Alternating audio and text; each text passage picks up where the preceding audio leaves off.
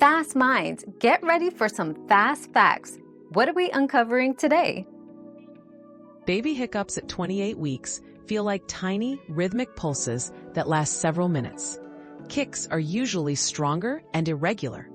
If you notice a steady, gentle pattern, it's likely hiccups, not kicks.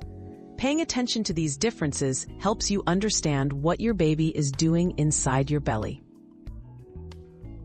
Another mystery solved, but many more await. Keep up with our daily discoveries by subscribing and turning on notifications.